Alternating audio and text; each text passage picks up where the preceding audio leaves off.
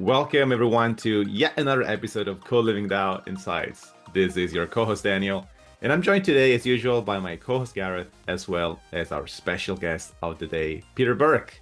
Peter is the co-founder of A Fairer Society. He's a co-housing and co-living developer in the UK, whose core principle is developing more cooperative housing. Welcome, Peter. Daniel, great to meet you. Thank you for inviting me. And hello, Gareth. Hi, Peter. Really good to have you on today. Co-living and co-housing is obviously a big part of what we do and a really primary motivation for what we're building. So really great alignment. Looking forward to the chat. Welcome, Peter, and Gareth as well. Obviously, co-living and co-housing is something that is very close to what we love doing here at ColivingDAO. I'm very much looking forward to this conversation. We'll get started, Peter. If you could just tell us a bit about your background and how you came into the co-living, co-housing space. I think that'd be really interesting. Yeah, interestingly started in, this sort of started when I went after university, went down to London thinking I was going to earn loads of money. I ended up working for the Prince's Trust charity, actually helping young people through music development training that they did. And I think it was the first time in my life that I realized that I actually felt kind of my calling, I suppose, is helping or supporting people. And then after that, it took a weird twist. So I set up a social enterprise, doing similar sort of stuff. And then I kind of fell into finance and brokering finance, mainly for social enterprises at the time. And then, yeah, I spent nearly 10 years kind of brokering all sorts of weird and wonderful financial products for all sorts of projects. And latterly, I did a lot of property finance stuff. And I think it was at that point where I kind of felt the urge to want to do something which was just a bit different. I think kind of peeked behind that curtain of how developers work. And, you know, I now know how hard that kind of part of the business is. But I always felt there was this kind of need to be more focused on the residents and focused on the people who are going to live there. And obviously the green agenda at the time was becoming more prominent. And I kind of started A Fairer Society really on the back of just kept hearing it through an election campaign of kind of certain politicians saying about A Fairer Society. And it just sort of stuck at that time that's the calling really. So yeah, I came into this world of thinking I was just going to partner up with developers and builders and just build greenhouses, but they didn't have the same outlook or opinion as me at the time. So and then I met my co-founder, Nathaniel Whitestone, who introduced me to the whole cooperative co-housing world. So he's from the cooperative governance side. And it was just kind of like, this is where it all meets, you know, this is where it all comes together. So we've developed a co-housing training program. We've looked at doing developments. We bought some properties. You know, we've just kind of done stuff in that space. And I think it's been a journey up until to now where we are in terms of what the next step is, you know, what is it we do. But yeah, it's all been valuable to that point. So yeah, that's my journey so far. Awesome. Great to hear of this because we talk a lot about co-living here, and I'm sure you do a lot of it as well. And co-housing is a bit of a cousin of co-living, if we can say it that way. So A Fairer Society really resonates. A big part of what we do here at ColivingDAO, we mentioned Fairer Society, fair, share wealth and power. So I'm really interested in hearing exactly how things are happening in the projects that you're developing. Let's take a little step back, first of all, for the audience. Maybe some people haven't heard of co-housing before. So would you like to give a bit of a definition, as in what is co-housing, how it differs from co-living, and why it's a great step towards a fairer society? Great question. So yeah, my kind of definition of, you know, the difference between co-housing and co-living is, you know, co-housing is where you've got your own front door, you've got your own property, you've got a house or an apartment, but it's in this intentional community space. So, you know, cars are parked on the outer limits and people have to walk past each other's front door.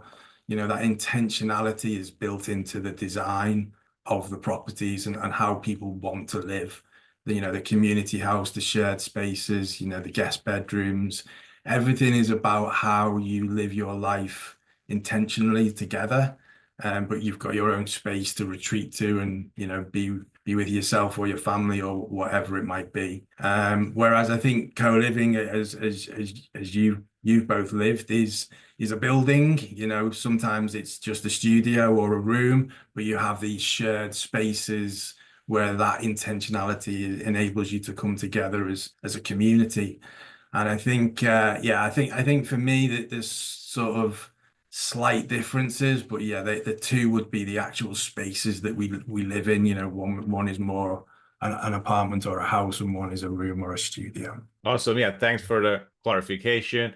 I know that especially with new terms, there's a lot of overlap and different people might use the same term for different things. So it's great to know how you're defining that. And yes, I heard a lot of people say if you have your own washing machine, it's probably a co-housing, and if you don't, it might be a co-living. Definitely when we talk about co-living in general, we know that it's a spectrum. Yes, some co-living spaces might have only a room, some spaces might have a studio, some space even a one-bedroom apartment. But certainly the level of interaction, the level of almost the need to use shared amenities could potentially make the difference in terms of which term to use. But certainly there's a lot of overlap, and perfectly okay when someone uses the term almost interchangeably, because at the end of the day, the core principles are the same, and what we're looking to achieve and foster in this world is very much the same. So great to see this alignment. Yeah, and I think that the key link to this is the and I think it's all about the the community, the collective, the collaborative, it's all about the and I think that's just missing in housing, our environments around us so much. It's kind of eroding in society that this thing of community is gone, and it was so interesting, and I use it a lot, is that through those COVID times, we kind of knew what our community was, because we were confined to our individual spaces and we needed to rely on those people around us and where they are. And it was a kind of nice but terrible moment in time, in that for the work that I do, it really highlighted how little community some people had around them, and I think that was definitely evident in older people, so so yeah, it's interesting. But yeah, for me, it's all about the community and how that community is defined by the people is really my key theme of where we go with all of this stuff. It's like, who do we want to be in that community with? Because if you just buy a house, you don't know until you get there. That's great, Peter. And on the community angle, you mentioned some of the tensions between, the commercial drive for property developers and, some of the motives that you have to build a fairer society and to, restore the heart of communities through co-living, co-housing.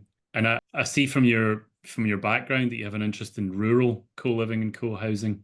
And we know that some of those community areas have become a bit less vibrant in recent years. Young people moving out, it becomes a bit stagnant. There's not a lot of jobs in the areas and things like that.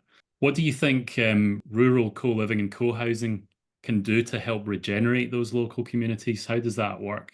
So I think with the rural kind of the rural communities, it is that what you're saying. It's how do we regenerate those places with what the key industries or sectors have always been, and I think this is where farming, food production, nature, they're kind of like been, really pushed to the limits in so many ways. And I think the key part of getting more people back in to a rural community rather than just making it to have a big house in the country and commute to a city, is how we create more opportunities for people to work the land or steward the land, and I'm sure we'll get onto it later about ownership.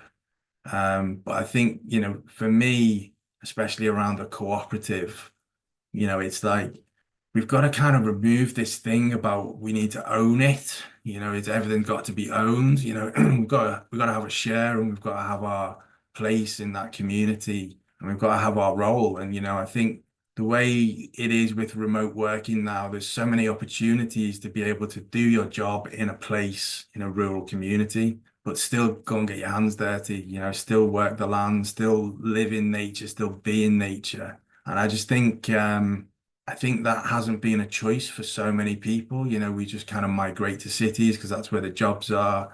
And I just think for us to really tackle climate change, we've got to kind of have that place, haven't we, in the countryside that mops it all up, what's going on in the city. I love city, city life. It's there, it's got its purpose. But for people who don't want that, where's the vibrancy? And I think, nature recovery, I've seen recently, just in the last 4 weeks or so, so much money now, pension funds even stepping in and investing in that kind of nature recovery. And I just think, with renewable energy, microgrids, food, regenerative farming and kind of protecting and saving the soils, we're just at a point now where we need more people to live and work in the countryside.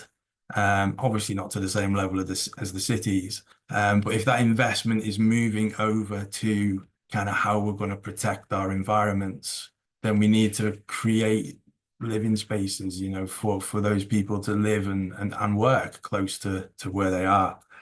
And obviously being biased, I think co-housing and co-living is perfect for that. It densifies the whole development. We're not sprawling onto the countryside. We're creating places, maybe using barns or old farming buildings and turning them into functioning living spaces for people to be able to be close to where they're going to work and either steward the land or support the kind of recovery of nature. So yeah, I think it's an integral part of all those things. For me, it's kind of nature, food, energy. We don't want sprawling kind of wind farms. I think we want microgrids that support local communities. And then, we need places for people to live that aren't just a big house with a big set of gates and load of fence around it. So yeah, that's where I think it's got the space for the next generation, young or old, to be part of that rural community. Beautiful. I really like the blend that you mentioned. And, there's a modern way of living that's kind of like living in a city, but you're in the countryside. So there's a way to get the best of both worlds. You might have a job in the city where you need to be in 1 day a week and then work remotely and get access to the land and, get connected to the land. Yeah. So you have the best of both worlds. We're being forced into these false trade-offs at the moment. Yeah. Where either you live in the countryside and you live a simple life and you grow vegetables and you don't have much money and not a well-paid job, or you go to the city and contribute to pollution, live in the urban density and get completely disconnected from nature. It's like, why do we have to have a trade-off? So it's a beautiful solution to combine the two and get the best of both worlds. Yeah. And I think to add to that, which I kind of missed around the living element of it, is because there is the need for some people to be in cities or, and it used to be this kind of, you're young and you're free, so you can go where you want. But I think this kind of nomadic lifestyle with the remote work enables people to be in a city for a period of time to do a project or be there, but then retreat and regenerate themselves. And I think these co-living spaces in rural settings can really help that, young people experience that, but, go and have a good time in the city as well and do the work and then retreat, and I think that's why it's probably the best time in the world ever to live, if you can have that freedom and do all the good things like you said, and not just be like, make that choice, do I have a poorer life or do I have a richer life and not get the good balance I need. And I think it's I just don't think we're moving to that quick enough, and I think young people, I'm getting to that age where young people are in their 20s and early 30s, but I think people are at that point, young people, where they want that, they really want that, and it's just not available to them yet. We're really seeing that with the digital nomad movement, because that's what people are kind of trying to do, right? Get that combination of city and countryside life. But then where that becomes a bit lacking is that there's no community or sense of place, a sense of home, because you're always on the move. And so what we're seeing now is that digital nomads are looking for a way to connect into communities and have like a temporary home and maybe stay in one place for a bit longer to build relationships. So you can see that people are really experimenting naturally with, okay, I want to move around, but I also want to be a part of something and part of a community and feel connected. Dan, we spoke about the importance of having community structures that support people and enable them to build those connections and inclusivity and so on. Probably have a few things we want to ask Peter about that. Yeah, definitely. And it's really interesting to talk about this need right now for people to have a little bit of both, at least city and rural setting close to nature. And right now it is possible for a lot of people. It hasn't been possible for a number of reasons. And I think one of the big ones has been cost. Like if they have to own their own apartment, how can they own two apartments, one in the city and one in the countryside? Only a small subset of the population has been able to afford such thing. And the ones they do, they probably reap the benefits of that.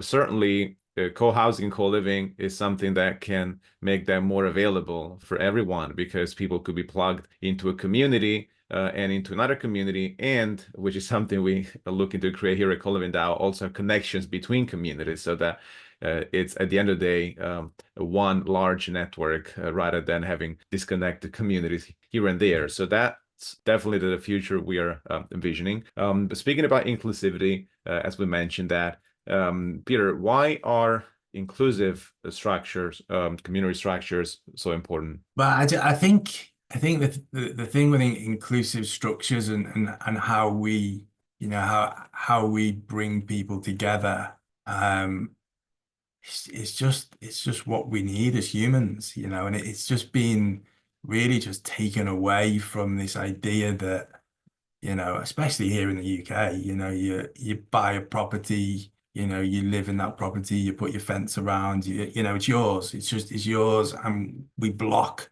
ourselves from even being connected simply. And yeah, that I think the thing around inclusivity for me is really that shared purpose or shared interest level. You know, what we found a lot over the years, especially trying to help co-housing groups develop, is this thing around, we sort of call it economic diversity, which is a bit of a kind of, you know, nothing term. But I think what happens is when people really connect on a shared purpose and really have those, you know, grounded interests in why they want to live together, you know, money and wealth and all this stuff disappears. You know, someone who's got a bit more money will put it in to support someone who hasn't got the money so they can all live together. And I think that's just been lost a lot, you know, in society in terms of kind of you know, the class systems and how politics has gone. And let's not go into that. But, you know, the realities are that people just need to be connected to other humans. And there just seems to be so many barriers around at the moment that I feel like, you know, DAOs, cooperatives, you know, they're ultimately the oldest, you know, around a cooperative, one of the oldest structures there are out there for bringing people together, you know, and they've just been lost in the midst of all this stuff that comes down to money and kind of, you know, just this feeling of power, you know, and it's kind of toxic. And I think we just need to break those structures down so people can just be with people on their own terms. And I think that's that inclusivity for me is if you allow that to happen and those conversations to develop, you know, and the structure that we use in terms of our development, it's all around that co-creation. You know, just let people make those decisions for themselves. But yeah, I think a big part of it for me is how we bring people together on that kind of shared purpose or interest. And that really helps generate a you know, an authentic inclusivity. Definitely. And it is, in fact, something we often talk about here at ColivingDAO, how society somehow has taken a direction where financial capital is tracked and measured constantly, while other types of capital, like social capital, environmental capital, they are pretty much not even tracked, not even measured, and often not considered. So we do believe that it's very important to give the right space and importance. There's different types of capital, including financial capital, just like different types. And so certainly people can contribute in multiple ways. Some people may contribute more funds, some people may contribute additional social value, and so on and so forth. So the beauty of the community is also this diversity of contributions, and that comes together with the inclusion or inclusivity element that we have in there. And it's great that you also mentioned the intentionality of the communities, because the biggest objection I hear generally when I mention the idea of co-living to people that haven't heard of it or haven't thought about it before, they say, oh, wait a minute, what if I don't like my neighbors? What if I have nothing in common with them? I don't want to live with them. And that is because intentionality might be missing. And maybe some models in the past have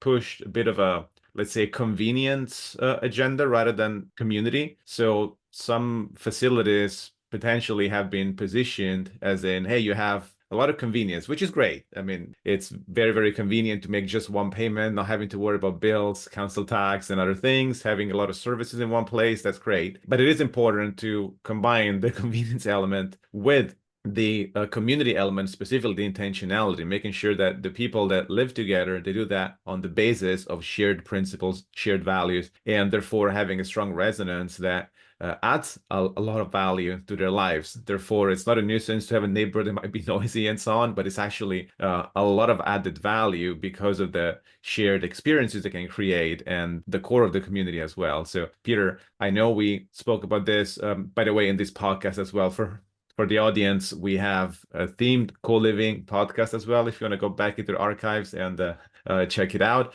But for you, Peter, how could you describe a bit more the value that really can arise from having a community, especially an intentional community, just in layman terms, for people that maybe never lived in a community and they don't know exactly what it's like to live with people that have shared principles and values? Yeah, I think this is where Nate and I come together, in terms of my co-founder and me.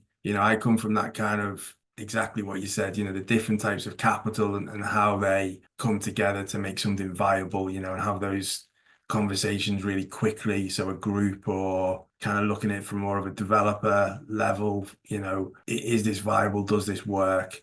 But I think that viability and that feasibility comes together for people in this situation around governance. It's really about how we let go of what we've always thought and really start to think about other people in the conversation. And I think for some, no, actually, maybe for a lot of people, that's not for them, and I think that's where what we're all trying to do here is so important, is that for people who want that kind of shared amenity, shared space, shared purpose, with that comes a real intentionality towards how we work together and live together, and that's the governance, and that's how we both think about how things should be, and it becomes part of your life, whereas before you didn't need to worry about it. I mean, you might have a dispute with your neighbor, but it's a dispute, whereas actually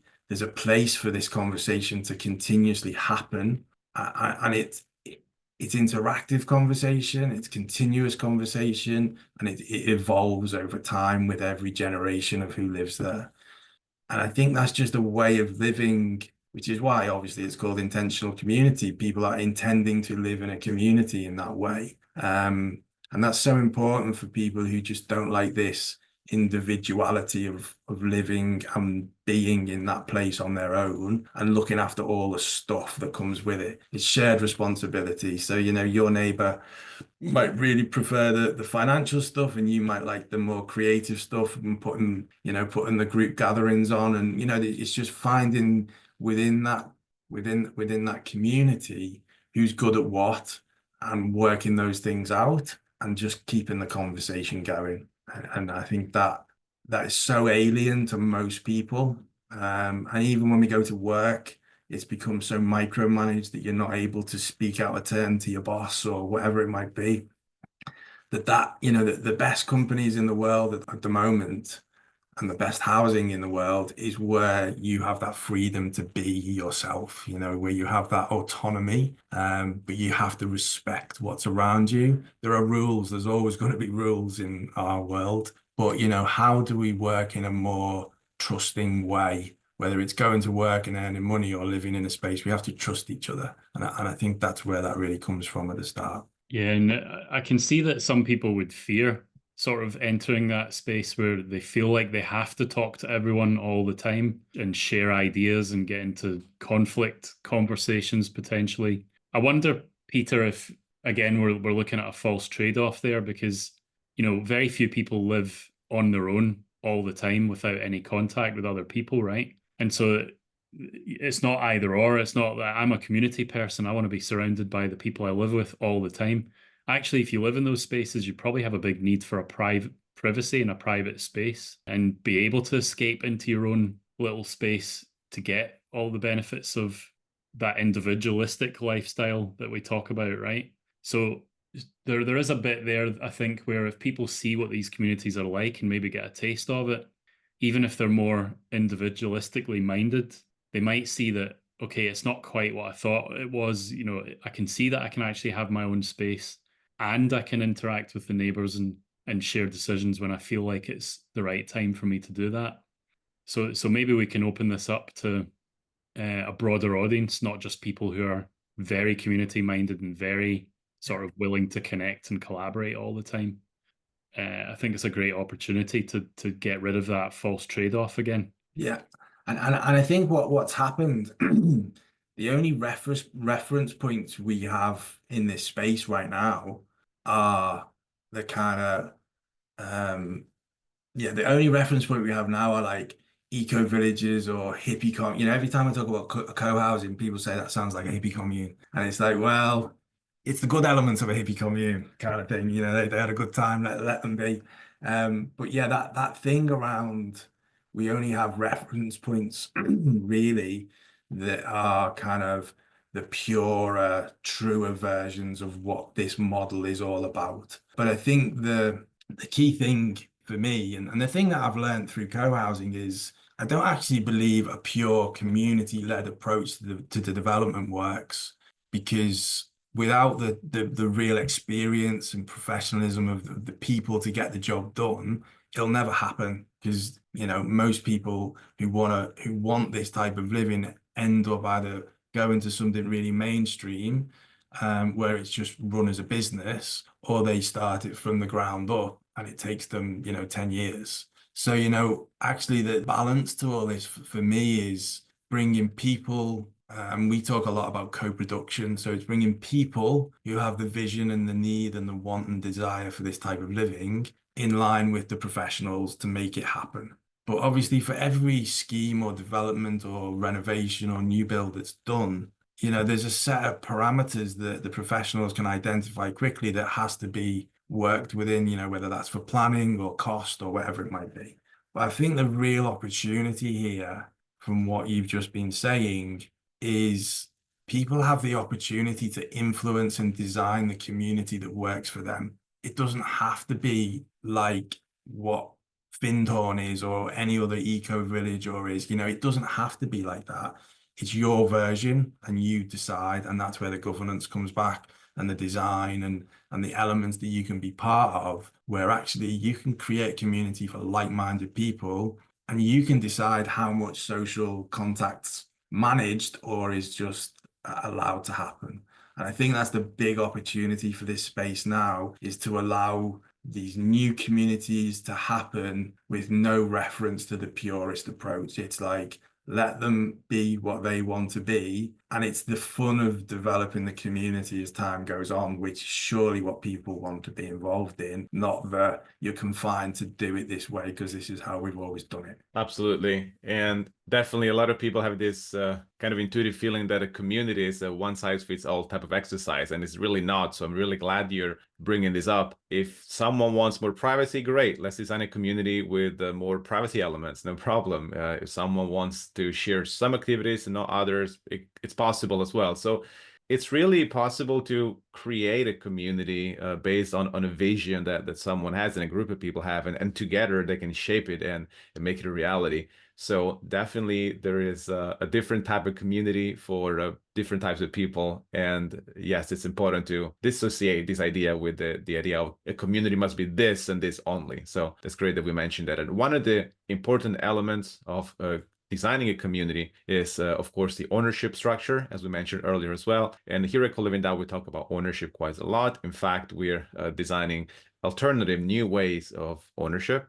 We wrote a report as well, which is downloadable for free on our website. So for people that are interested in diving a little bit deeper into the concept of ownership, definitely head to the website. And I'd love to hear from you, Peter. What can you bring, or what have you discovered or designed so far when it comes to ownership? What forms or new forms of ownership can effectively foster community living? Yeah, I mean, I think this is the key change in conventional housing to coming into something more vibrant and community. I think that this whole thing about ownership and what people own is so important.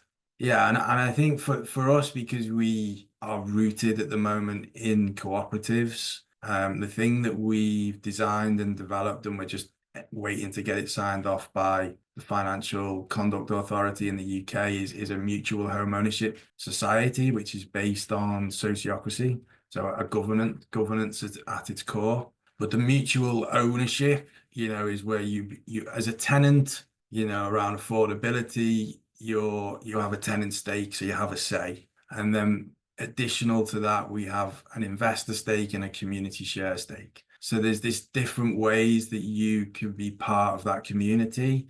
You can obviously be a tenant, but you can also invest and put money in and, get a rate of return, if you like, which is probably more linked to local wages than it is to the market housing bubble. So we're trying to remove from the market housing bubble, this need for growth. And we're looking to, build affordability in there for in perpetuity. So that the different levels of access for people comes based on obviously the size of space that you would want in that property. But you never own it. You have shares relevant to the space that you have and the amount of money that you put in to help the project grow. And then, obviously that enables them through the investor share, where we can also bring in outside investment that doesn't have an impact on the stewarding and the governance of the community itself, so they don't have a say necessarily in how people live, as long as their money's, protected. So really what we're trying to do is have a sort of link to conventional equity and ownership in a house. But actually, you never own the house, you just own the shares, and, it can be replaced as time moves on.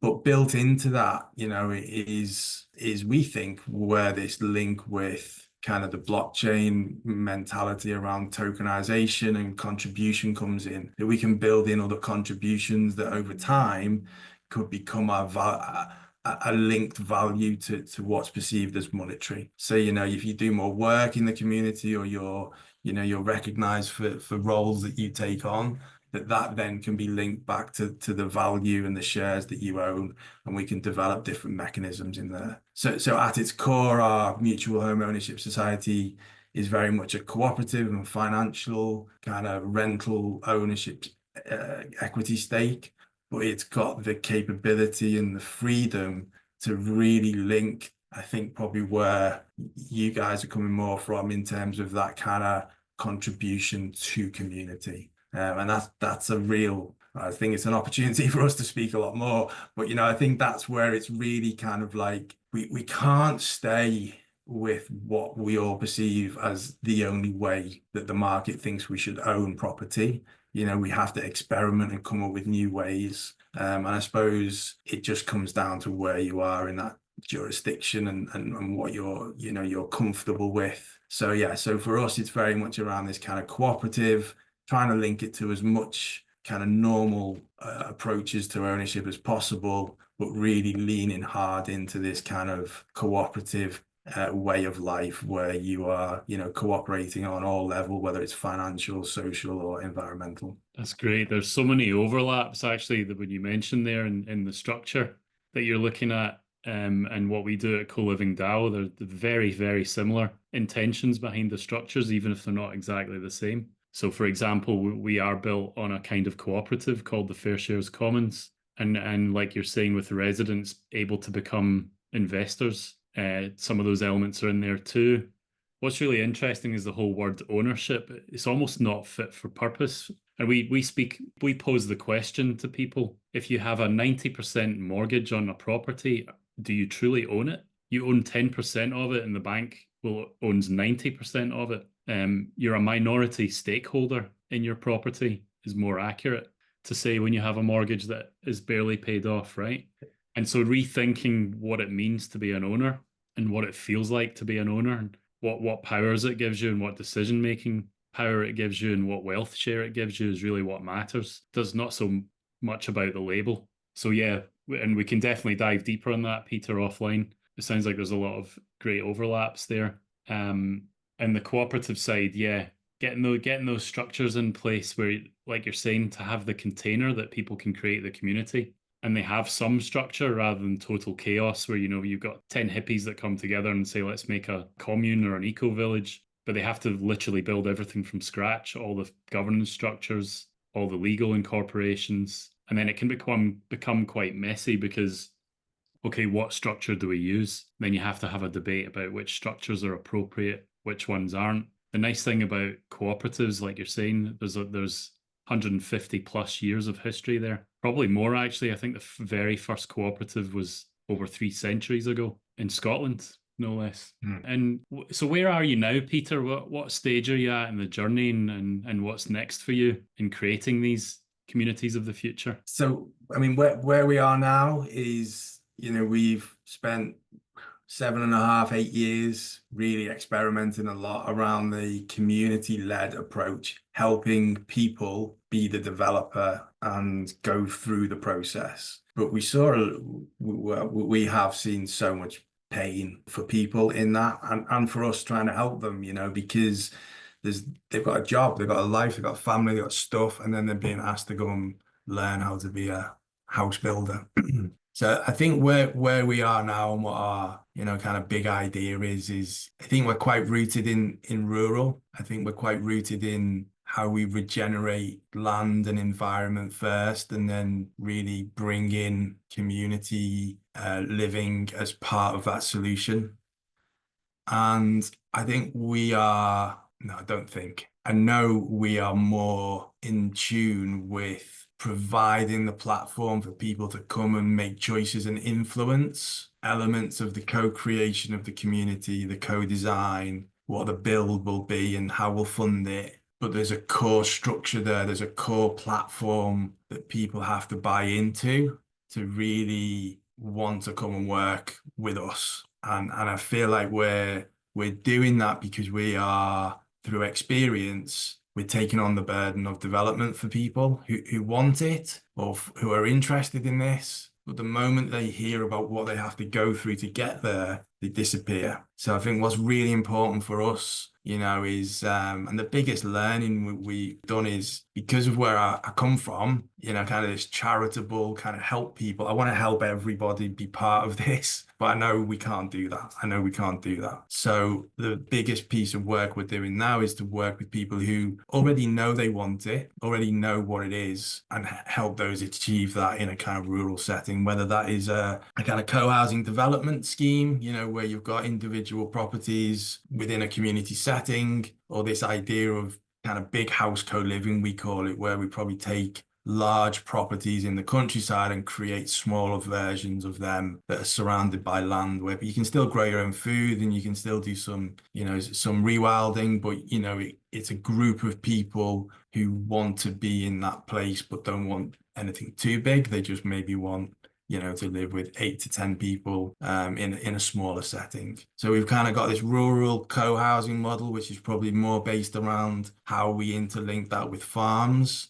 And then this kind of big house co-living, how we repurpose big homes in the countryside into being more inclusive spaces for small groups of people. That's brilliant. And do you have is there a location that you're focused on at the moment? Can hear a northern accent there. Yeah, So, yeah. So yeah, I'm up in the northwest, kind of close to Liverpool. Most of our work has been down in East Sussex because of my business partner. So we've got a few projects going on there. We're currently completing, touch wood, with one group to buy a farm, actually, which is already partly converted and has a lot of opportunity. And they want to do food growing and kind of get into the local community there. So I mean that's been an ongoing process for many years. We've done some other work with another potential eco village down in Devon and help them with their governance and a little bit of finance. So yeah, I think the next step for us is to find more farms, I think is our next step, that, don't have that succession plan. Maybe the farmers are getting to the end of their time and maybe the kids are off being a YouTuber and don't want to be a farmer. So actually, it's how do we help farmers transition their legacy, I suppose, create a legacy with the farm that they don't just have to sell it or let it go. So they can leave in peace knowing that, probably generational family farm is still going to be used for good things. So that's really our main focus at the moment. And we're doing okay with it, we're doing okay with it. We just, I think we're at that point where we just got to get this one over the line and test a few more. And I think it become, we're very focused on the UK, but, I think the realities of this is what we're talking about here needs to just happen everywhere, doesn't it? And I think that ability for people to move around and have that, I suppose it's our dream really of that kind of membership where you could move from place to place and live for 6, 12 months or 5 years, and just move around and it be this interconnected, intentional community is something that kind of keeps getting me up in the morning. It's great. There's so many overlaps, and we'll definitely take some of these conversations offline. We are actually based in London and Sussex, so there might be an opportunity for us to come and physically see what you're up to. Yeah. In the Sussex project that you mentioned, that could be really interesting. Yeah, amazing, Peter. And yeah, it's so heartening to see other people working in the same movement. It's like confirmation that this is a thing. This is what people are looking for. This is not, a fantasy. This is happening. It's real. There are people creating these kinds of communities. It's really great to see. Brilliant. Yeah, and there's definitely some of the elements that we could take offline. We are getting closer to wrapping things up. So, Peter, before we end the episode, we touched on a lot of things that are really interesting. We spoke a bit about ownership, governance, and other things. Some things that we dive deep into in this podcast. So I'm very happy that we could add even more knowledge and perspectives for the audience as well, so that we get additional, not just expertise, but really passion and fresh ideas from multiple people. And Peter, we're very thankful and grateful for what you brought today. Any final thoughts, any message you'd like to leave the audience with, and in any way they can find out more about your work? Yeah, you can find us. We're on most socials, A Fairer Society, fairersociety.com. So that's fairersociety.com. Yeah, we try and get our message out there as much as possible. I think my real bugbear in all these spaces I've worked in over the years that have social impact at their heart is that we don't connect the dots enough. We don't work together enough in these spaces, because I think what's happening is, because we're always, and I mean this also in community and voluntary sectors and social enterprises, we're kind of battling for small pots of money or to look like we're different or got some new idea. But I think what we've touched on a lot today in this conversation is how grounded all of this work is in the kind of history of humankind, of just being connected and with people, and whether that's working or living or owning or supporting, or it's all connected. It's all connected. And I think all of us in this space have an opportunity to kind of drop some of those barriers and really connect our work. Because at the core of it, like we've found out today, at the core of what we're trying to do, it's so similar. It's so similar, but we each have our little nuance, our little difference of how we might do it, or what the other outcome might be. And I think it's the burning question for me is how do we connect this more and connect our work more? Because I think if we do, we'll move on to these next steps a lot quicker rather than trying to do it all alone. And I suppose that comes back to the true sense of cooperativism and cooperating. It's like, how do we find those ways to work better together? So if anyone's out there listening to this and believes in that, I'm always open for a conversation for sure of how we do that and how we work on that more. That's something that I just feel lives in me, in terms of I'm always trying to find a way to work with people rather than stop working with people. So that's the kind of the approach. That's great, Peter. And I think it's a beautiful way to finish this episode by reiterating the importance of connection and cooperation, really collaboration, making sure that we can all join forces and turn all these beautiful scenarios into a reality. So thank you so much for being here, Peter. Thank you, Gareth, as well. And for everyone who's listening, great to have you here once again. Make sure you subscribe to this podcast if you haven't yet, and definitely spread the word. There's surely a lot of people that they may be interested in ColivingDAO insights and all these conversations we have here. So make sure you subscribe, make sure you let them know, and be sure to come back because yes, we will be back very, very soon with more. So thanks everyone for being here and see you soon.